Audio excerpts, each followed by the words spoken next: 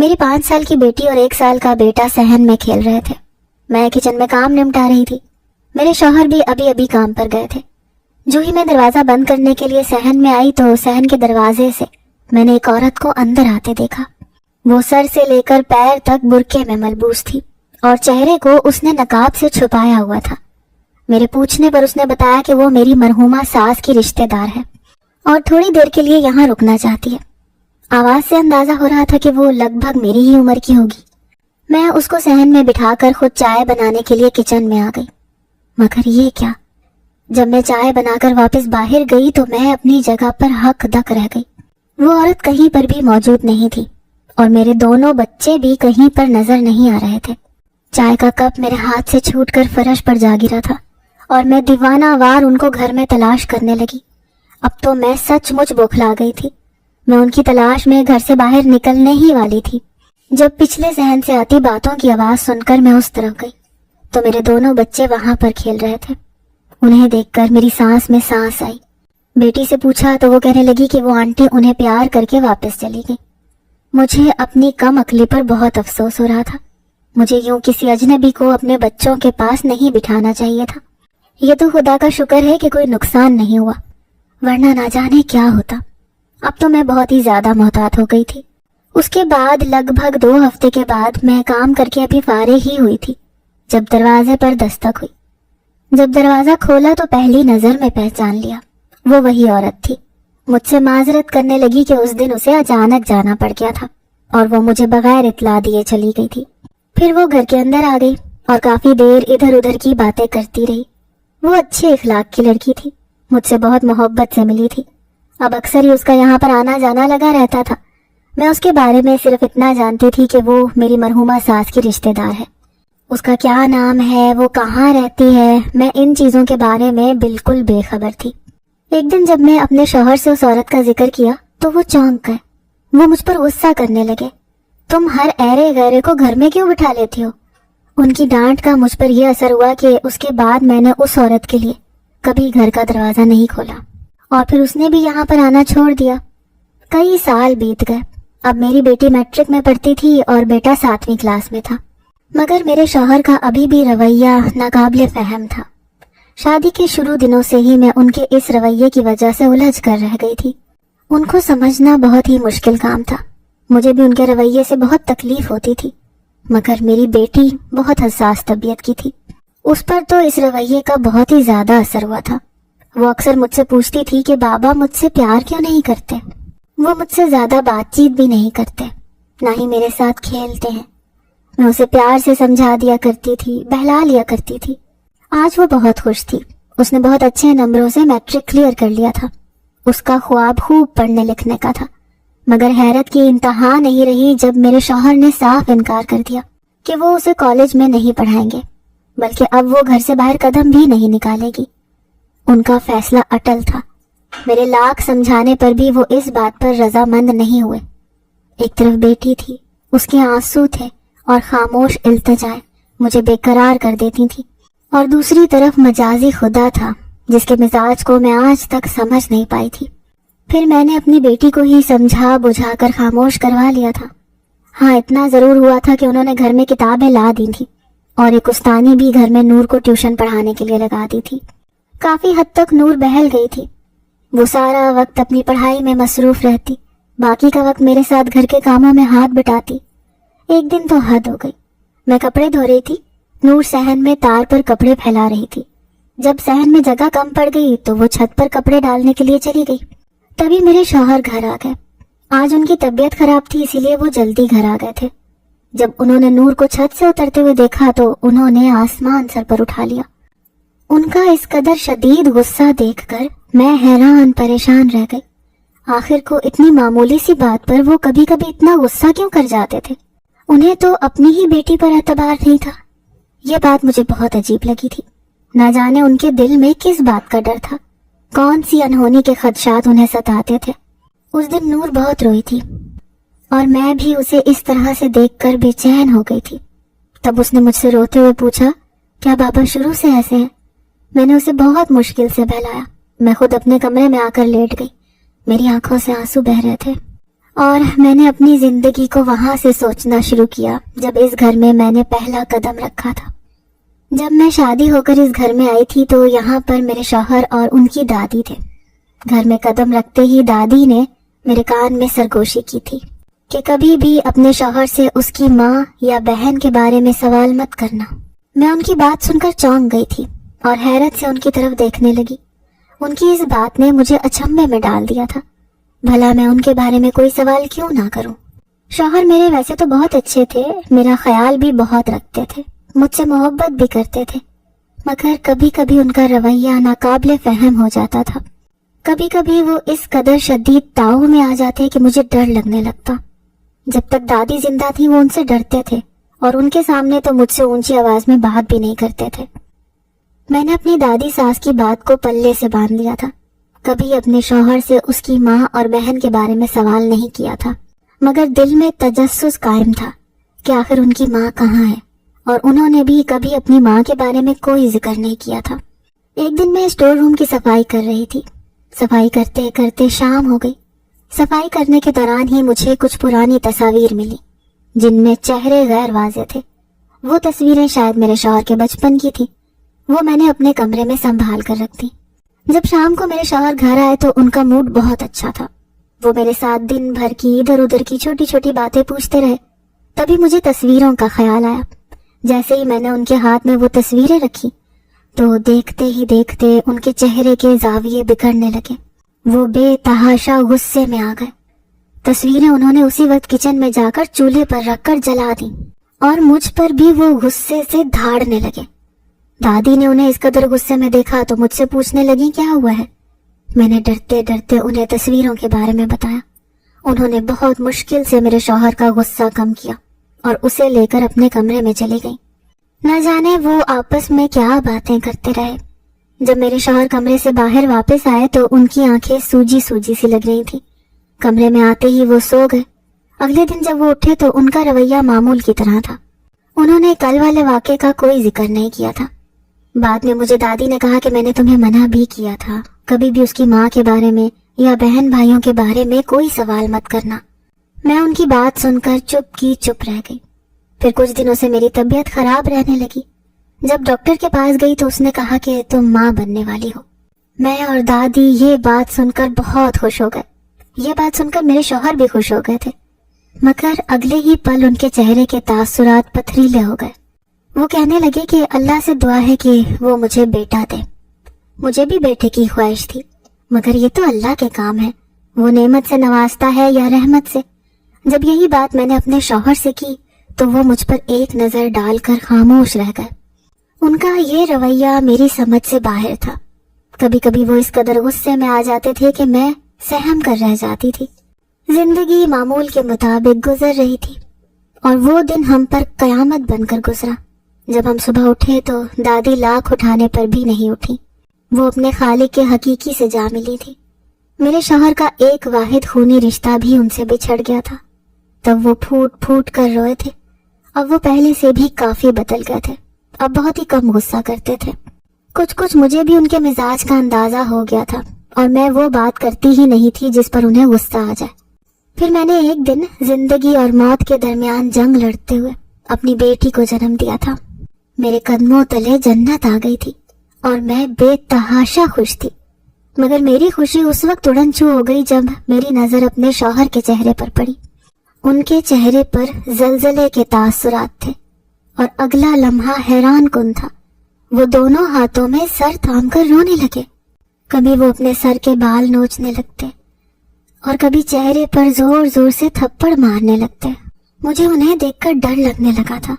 میں سوچنے لگی تھی کہ کہیں وہ پاگل تو نہیں ہو گئے۔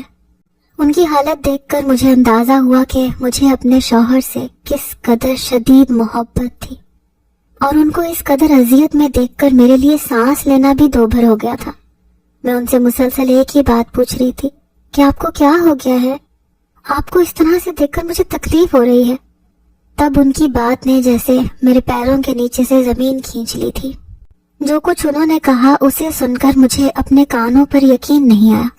وہ مجھ سے کہنے لگے، یہ بیٹی پیدا کر کے تم نے میرے دل پر پڑے بوجھ میں مزید اضافہ کیا ہے۔ تم اس کو مار دو، اس کو ختم کر دو. یہ اگر زندہ رہی تو نہ جانے کیا ہو جائے گا.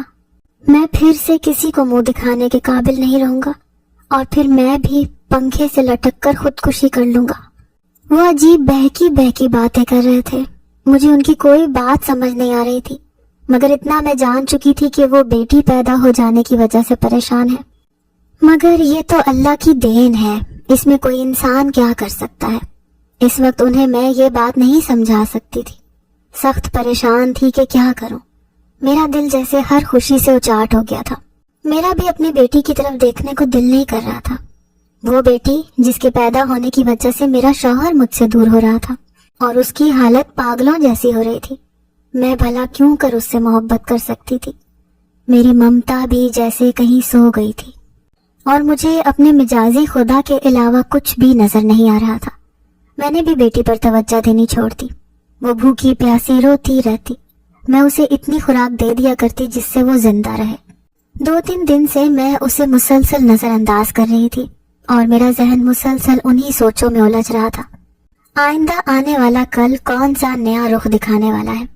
اسی بے چینی کی وجہ سے مجھے رات کو نیند بھی نہیں آتی تھی. اس دن جب میری آنکھ کھلی تو اپنی بیٹی کی حالت دیکھ کر میرا دل اچھل کر حلق میں آ گیا. اس کا سانس اکھڑ رہا تھا اور وہ بہت بری حالت میں تھی. میں اس کو دیکھ کر پھوٹ پھوٹ کر رونے لگی. ایک دم جیسے میری ممتا کا جذبہ بیدار ہو گیا. تب میں نے اسے دودھ پلانے کی کوشش کی، مگر جو بھی اس کے حلق میں جاتا وہ واپس الٹ دیتی. میری چیخو پکار پر میرے شوہر کی بھی آنکھ کھل گئی. جب انہوں نے اپنی بیٹی کی یہ حالت دیکھی تو ان کے بھی جیسے سوئے ہوئے جذبات جاگ اٹھے. تب وہ اسے بھاگم بھاگ لے کر ہسپتال پہنچے. کتنی دیر وہ انتہائی نگہداشت میں رہی. 1 دن 1 رات اسے ڈاکٹرز نے ہسپتال میں ہی رکھا تھا. اس دوران میرے شوہر کچھ کھائے پیے بغیر اس کے پاس رہے. انہیں کسی بھی چیز کا ہوش نہیں تھا. وہ اسے بے تحاشا چومے جا رہے تھے، بار بار اس سے معافی مانگ رہے تھے. میں کسی اور کے گناہوں کی سزا تمہیں دینا چاہتا تھا. مجھے معاف کر دو میری بچی. میں نے انجانے میں تمہارے ساتھ بہت زیادتی کر دی. جب وہ اسے گھر میں لے کر آئے تو اس کی طبیعت کافی حد تک بہتر تھی، مگر گھر لانے کے بعد وہ دوبارہ سے جیسے پتھر کے مجسمے میں بدل گئے. اور میں آج تک یہ سمجھنے سے قاصر ہی رہی کہ آخر انہیں لڑکی ذات سے مسئلہ کیا تھا. رفتہ رفتہ میری بیٹی بڑی ہوتی گئی اور میرے شوہر کا رویہ بھی اس کے ساتھ دن بدن سرد ہوتا گیا. جوں جوں وہ بڑی ہوتی جا رہی تھی نہ جانے کس بات کے خدشات ستاتے رہتے تھے. گھر سے باہر ہوتے تو بار بار کال کر کے نور کے بارے میں پوچھتے رہتے اور جب گھر پر ہوتے تو انہیں اس کی ہی فکر ستاتی تھی. پھر کچھ ٹائم کے بعد اللہ پاک نے مجھ پر دوبارہ سے کرم کر دیا تھا. اب کی بار میرے شوہر کی پھر سے پریشانی عروج پر تھی کہ اگر اب بھی اللہ پاک نے بیٹی عطا کر دی تو جانے کیا غضب ہو جائے گا. میں بھی اللہ سے مسلسل یہی دعا مانگ رہی تھی کہ اللہ پاک مجھے اس بار بیٹے کی نعمت سے نواز دے، اور اللہ پاک نے میری سن لی. جب میرا بیٹا پیدا ہوا تو میرے شوہر نے اس کی بہت خوشی منائی. میرے مائکے والوں میں اور اپنے سب رشتہ داروں میں مٹھائی بانٹی. بیٹے سے وہ بہت زیادہ پیار کرتے تھے. جتنا وہ بیٹے سے پیار کرتے اتنا ہی نور کو نظر انداز کرتے تھے. ہر بات میں نور مسلسل نظر انداز ہوتی تھی. پہلے تو نہ سمجھتی، مگر جوں جوں بڑی ہو رہی تھی اس کے سوالات مجھے پریشان کر دیا کرتے تھے. وہ مجھ سے بار بار ایک ہی بات پوچھتی تھی کہ بابا مجھ سے پیار نہیں کرتے، نہ ہی وہ میرے ساتھ کھیلتے ہیں. میں اسے کیا جواب دیتی؟ میں تو خود ان سب چیزوں سے الجھی ہوئی تھی کہ نہ جانے انہیں اپنی بیٹی سے کیا مسئلہ تھا. وہ تو بہت معصوم تھی، ابھی تو اسے ٹھیک سے بولنا بھی نہیں آتا تھا. اور ایک دن جب میں نے ان سے یہی بات پوچھی تو ان کا جواب سن کر میں کتنی دیر خاموشی سے ان کے چہرے کی طرف دیکھتی رہی. ان کا کہنا تھا کہ اس میں مجھے اپنی ماں اور بہن کا عکس نظر آتا ہے. تبھی میں چاہتا ہوں کہ میں اس پر شروع سے ہی سختی کروں تاکہ کل کو وہ اتنی بات کہہ کر خاموش ہو گئے اور میں ان کے ادھورے مفہوم میں ہی الجھتی چلی گئی. ایسا کیا کیا تھا ان کی ماں بہن نے جو وہ اپنی معصوم چند سال کی بیٹی سے ہی متنفر ہو گئے تھے، اور میرے اتنے سالوں کی رفاقت وفاداری نے بھی ان پر کوئی اثر نہیں ڈالا تھا. کبھی کبھی تو مجھے بھی شک کی نگاہ سے دیکھنے لگتے ہیں. جب کبھی وہ مجھے فون کرتے، میرا نمبر مصروف ملتا تو ان کے سوالات کا سلسلہ شروع ہو جاتا. میں کبھی کبھی اس بات سے جھنجھلا جاتی تھی سوچتی تھی کہ نہ جانے یہ اس قدر شکی مزاج کیوں ہے۔ میں بہت بار ان سے ان کی ماں کے بارے میں سوال کرنا چاہتی تھی۔ میں پوچھنا چاہتی تھی کہ آخر انہوں نے ایسا کیا کیا ہے جو ان کی وجہ سے یہ ہم ماں بیٹی کی زندگی اتنی تنگ کر رہے ہیں، مگر پھر مجھے ان کے غصے سے ڈر لگتا تھا۔ میرے میکے میں ایک بھائی تھا جس پر بہت سی ذمہ داریاں تھیں۔ ایسے میں اگر میرا شوہر مجھے غصے سے گھر سے نکال بھی دیتا تو میں کہاں جاتی؟ تبھی میں ان کی اپنی بیٹی کے ساتھ ناانصافیوں کو بھی برداشت کر رہی تھی۔ جوں جوں وہ بڑی ہو رہی تھی اس پر پابندیاں بڑھتی جا رہی تھی۔ اسے گھر سے باہر نکل کر کھیلنے کی اجازت نہیں تھی، نہ ہی زیادہ سہیلیاں بنانے کی اجازت، نہ ہی سہیلیوں کے گھر آنا جانا میرے شوہر پسند کرتے۔ میں ان کے کسی بھی معاملے کے درمیان میں نہیں آتی تھی۔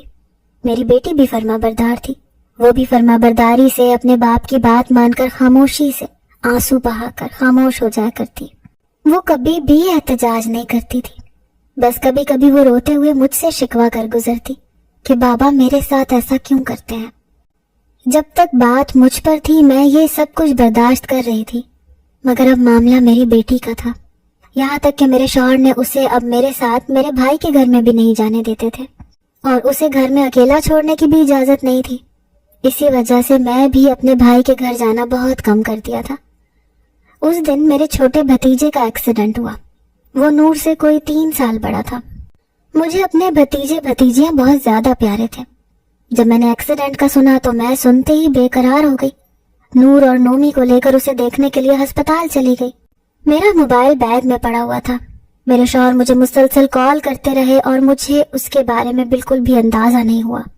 3-4 گھنٹے گزارنے کے بعد جب ہم دونوں واپس آئے تو گھر کا دروازہ چوپٹ کھلا تھا، اور سامنے میرے شوہر دونوں ہاتھوں میں سر تھامے زمین پر بیٹھے ہوئے تھے۔ ان کی حالت دیکھ کر میں ہک دک رہ گئی۔ میں بھاگتے ہوئے ان کے پاس گئی۔ مٹی سے ان کا سر اور کپڑے اٹے ہوئے تھے، چہرے پر آنسوؤں کی لکیریں پھیلی ہوئی تھیں، آنکھیں سرخ انگارہ ہو رہی تھیں۔ ہم تینوں کو اپنے سامنے دیکھ کر وہ کتنی دیر بے یقینی کے عالم میں ہمیں دیکھتے رہے۔ میں ان کو بار بار بلاتی رہی، انہیں مخاطب کرتی رہی، اور وہ خاموشی سے میرے چہرے کی طرف دیکھتے رہے۔ پھر ایک دم وہ غصے سے زور زور سے بولنے لگے۔ وہ بے ربط باتیں کر رہے تھے، ان کی الجھی باتیں میرے سر کے اوپر سے گزر رہی تھی۔ مجھے کچھ سمجھ نہیں آ رہی تھی کہ وہ کیا کہہ رہے ہیں، مگر ان کی حالت میرا دل سہما رہی تھی۔ مجھے ان سے لاکھ اختلافات سہی، مگر وہ میرے مجازی خدا تھے۔ ہماری برسوں کی رفاقت تھی، ان کو تکلیف میں دیکھ کر میرا دل جیسے تڑپ گیا تھا۔ پھر انہوں نے خود کو کمرے میں بند کر دیا۔ ان کی حالت دیکھ کر میرے دونوں بچے سہم گئے۔ انہیں میں نے ان کے کمرے میں بھیجا اور خود مسلسل دروازے پر دستک دینے لگی۔ کتنی دیر گزر گئی، انہوں نے کمرے کا دروازہ نہیں کھولا۔ میں مسلسل دستک دیتی رہی، اور پھر میں بھی دروازے کے ساتھ زمین پر بیٹھتی چلی گئی۔ مجھے کسی چیز کا کوئی ہوش نہیں تھا۔ کچن بھی ویسے کا ویسے ہی پڑا تھا، ہم میں سے کسی نے بھی کچھ نہیں کھایا۔ آدھی رات تک سب اپنی اپنی سوچوں میں گم رہے۔ آدھی رات کو میرے شوہر نے دروازہ کھولا تو میں بھاگ کر کمرے میں گئی۔ ان کی حالت جیسے کسی مجنوں کی سی ہو رہی تھی، جیسے کوئی لٹا ہوا مسافر اپنا سب کچھ ہار کر بیٹھا ہو۔ میں ان سے مسلسل پوچھ رہی تھی کہ آپ کو کیا ہوا ہے، آپ اس قدر مخدوش حالت میں کیوں ہیں؟ اگر مجھ سے کوئی شکایت ہے تو مجھے بتائیں، مگر ایسے مت کریں، میرے ساتھ آپ کا یہ رویہ مجھے تکلیف دے رہا ہے۔ پھر ان کے ہونٹوں میں جنبش ہوئی۔ وہ کہنے لگے، میں اس وقت چھوٹا سا تھا جب میں نے ایک آدمی کو گھر میں آتے ہوئے دیکھا تھا۔ میں ان باتوں کو نہیں سمجھتا تھا، مگر اپنی امی کو ہر وقت نک سک سے تیار دیکھتا تو مجھے بہت اچھا لگتا تھا۔ میری بہن جو مجھ سے 4 سال بڑی تھی، وہ بھی امی کی طرح ہر وقت تیار رہتی تھی، جبکہ ابو امی کے بالکل برعکس تھے۔ وہ ہر وقت خلاؤں میں نہ جانے کیا گھورتے رہتے تھے، ہر وقت پریشان رہتے۔ میں نے امی کو ہمیشہ ابو پر غصہ کرتے ہوئے دیکھا تھا۔ میرے ابو بہت شریف انسان تھے، وہ کبھی بھی امی سے اونچی آواز میں بات نہیں کرتے تھے۔ محلے والے امی کے بارے میں عجیب و غریب باتیں کرتے تھے، وہ باتیں مجھے اچھی نہیں لگتی تھیں۔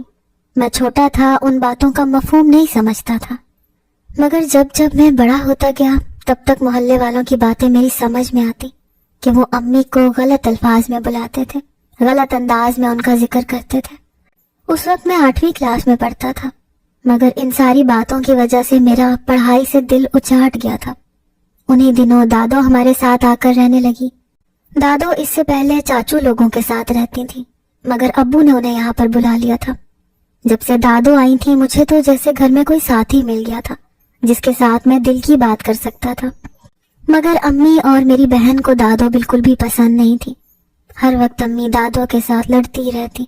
دادو ان کے ہر طنز کو، ہر بات کو خاموشی سے نظر انداز کر دیا کرتی تھی۔ وہ جانتی تھی کہ بہو کے انتخاب میں ان سے غلطی ہو گئی اور انجانے میں انہوں نے اپنے بیٹے کی زندگی برباد کر دی ہے۔ اس دن دادو کسی فوتگی پر گئی ہوئی تھی۔ میری بھی طبیعت خراب تھی۔